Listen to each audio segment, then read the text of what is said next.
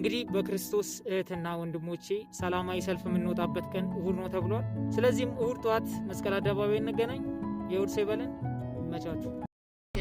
አርሲ ፍትል አርሲ እያላችሁ ሁላችሁም ቪዲዮ እየሰራችሁ ምን ጥቅም አለው? ይሄ ቪዲዮ መስራት ማን ነው ተጠያቂው? ቪዲዮ መስራት ካለባችሁ መጮህ ካለባችሁ ለኦርቶዶክስ ሃይማኖት መሪዎች ነው ቪዲዮ መስራት ያለባችሁ።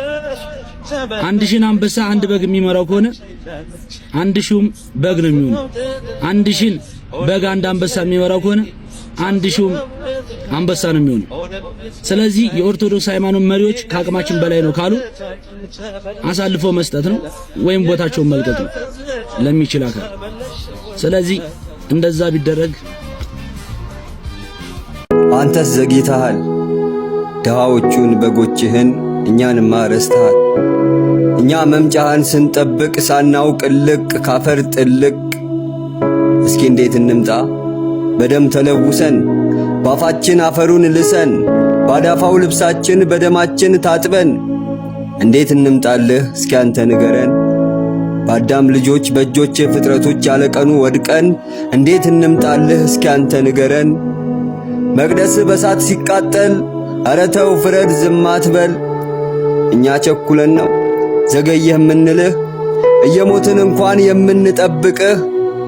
ዘንበል በልልን አዘንብል ግድ የለም፣ ሰው ሰውን ሲበላ ኃጢአት አይደለም። ተው ፍረድ ግድ የለም፣ የምድሩም ማዳኛ ይኖራል ግን የለም።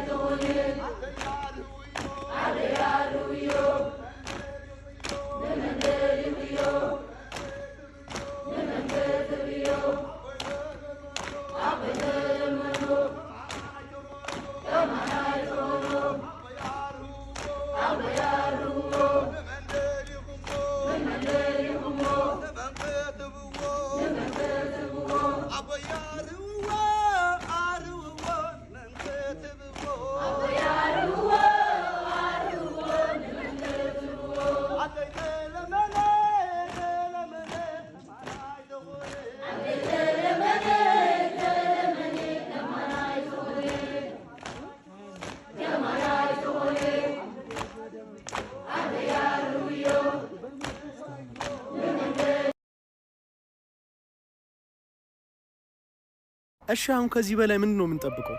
ኦርቶዶክሳውያን ህፃናቶችን ሰብስበው ካንገታቸው ላይ መስቀል ቆራርጦ እየጣሉ እሺ ከዚህ በላይ ምን እንጠብቅሽ? እስከመቼ ቁጭ እንበል? ግዴታ በጌታ ኮፒ ሊንክ አድርጉ ይሄ ቪዲዮ ይወርዳል ማለት የለብኝም። ከዚህ በኋላ የሚሰማ ከሆነ ይሄንንም ቪዲዮ ኮፒ ሊንክ አድርግ፣ ካልሆነ ግን አሳልፍ። ስማ እስከመጨረሻ ክርስቲያን ከሆንክ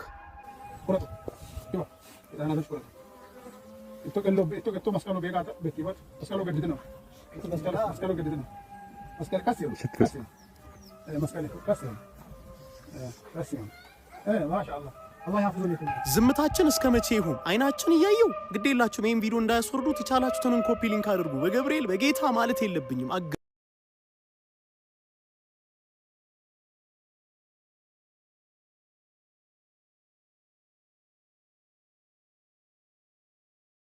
የኛ ዝምታ ግን አስጠላኝ። አሁንስ በቃ መጮ ብቻ እንደ ውሻ ተነስተ ሚዲያ ላይ ማለት ብቻ ነው በቃ።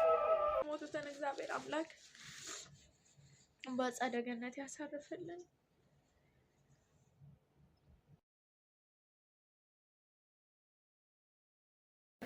የሰው ልጅ በመግደል የሚጸድቅ የለም።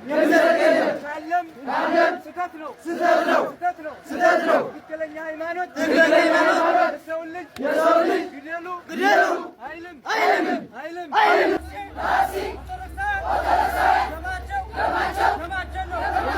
ደማቸው ነው።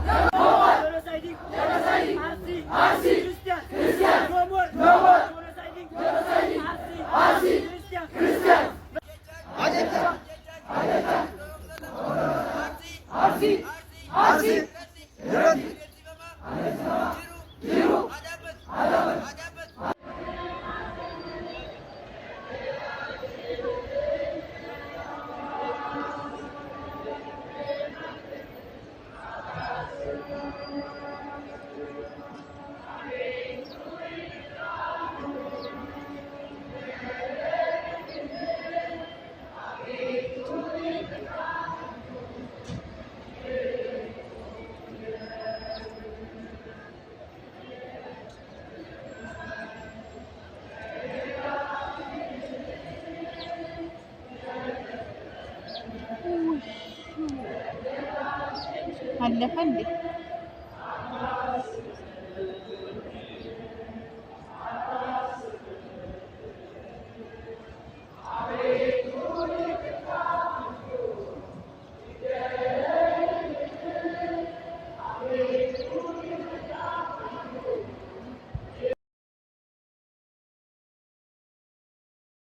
ለምርጫ ከመሰብሰብ ህዝብን ማዳን ይቅደም።